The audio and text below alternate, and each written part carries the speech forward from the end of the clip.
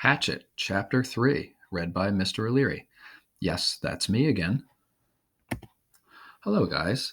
Here's a summary of the events of the book so far. Brian Robeson's parents are getting divorced. He has to fly to Canada to be with his dad for the summer. On the way, he is traveling in a small plane with just himself and a pilot. Suddenly, the pilot has a heart attack, and Brian must fly the plane himself. He flies for hours and hours, but doesn't know where he is going.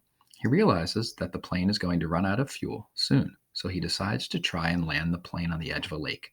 The plane then runs out of fuel, and Brian prepares to go hurling towards the ground. So that's where we are, guys. We are on chapter 3, page 26. So I'm going to start reading from chapter 3, page 26. So please follow along as you read along with me, and I'll be reading aloud. And again, I'll have a picture or two for each page of the chapter. So page 26, chapter 3. Going to die, Brian thought. Going to die. Gonna die, gonna die. His whole brain screamed it in the sudden silence. Gonna die. He wiped his mouth with the back of his arm and held the nose down.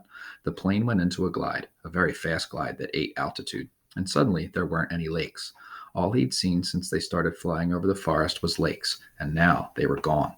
Gone. Out in front, far away at the horizon, he could see lots of them. Off to the right and left, more of them, glittering blue in the late afternoon sun.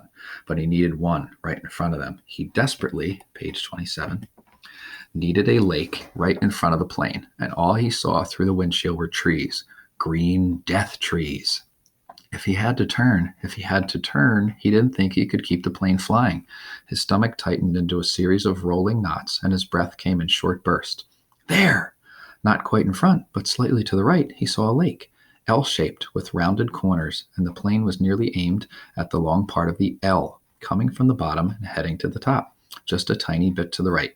He pushed the right rudder pedal gently, and the nose moved over, but the turn cost him speed, and now the lake was above the nose. He pulled back on the wheel slightly, and the nose came up. This caused the plane to slow dramatically and almost seemed to stop, and the wallow in the air. The controls became very loose-feeling and frightened Brian, making him push the wheel back in. This increased the speed a bit, but filled the windshield once more with nothing but trees, and put the lake well above the nose and out of reach. For a space of 3 or 4 seconds, things seemed to hang, almost to stop. The plane was flying, but so slowly, it would never reach the lake. Brian looked out to the side and saw, page 28, a small pond, and at the edge of the pond, some large animal. He thought a moose, standing out in the water, also still looking, so stopped. The pond and the moose and the trees, as he slid over them now, only 300 or 400 feet off the ground, all like a picture. Then everything happened at once. Trees suddenly took on detail, filled his whole field of vision with green, and he knew he would hit and die, would die. But his luck held, and just as he was to hit, he came into an open lane, a channel of fallen trees, a wide place leading to the lake. The plane, committed now to landing, to crashing, fell into the wide place like a stone, and Brian eased back on the wheel and braced himself for the crash. But there was a tiny bit of speed left, and when he pulled on the wheel, the nose came up, and he saw in front the blue of the lake, and at that instant the plane hit the trees. There was a great wrenching, and the wings caught the pine at the side of the clearing and broke back, ripping back just outside the main braces. Dust and dirt blew off the floor into his face, so hard he thought there must have been some kind of explosion. He was momentarily blinded and slammed forward in the seat, smashing his head on the wheel. Then a wild crashing sound, ripping of metal, and, page 29, the plane rolled to the right and blew through the trees, out over the water and down to slam into the lake. Skip once on water as hard as concrete, water that tore the windshield out and shattered the side windows, water that drove him back into the seat. Somebody was screaming as the plane drove down into the water. Someone screamed tight animal screams of fear and pain, and he did not know that it was his sound, that he roared against the water that took him and the plane still deeper down in the water. He saw nothing but sensed blue, cold blue-green, and he raked at the seatbelt catch, tore his nails loose on one hand. He ripped at it until it released, and somehow the water, trying to kill him, to end him, somehow he pulled himself out of the shattered front window and clawed up into the blue, felt something hold him back, felt his windbreaker tear, and he was free, tearing free, ripping free.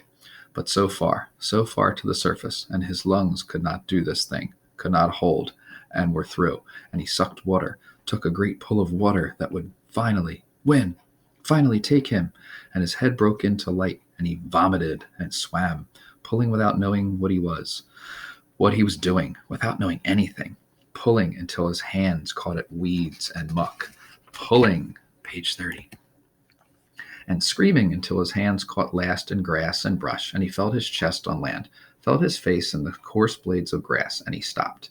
Everything stopped.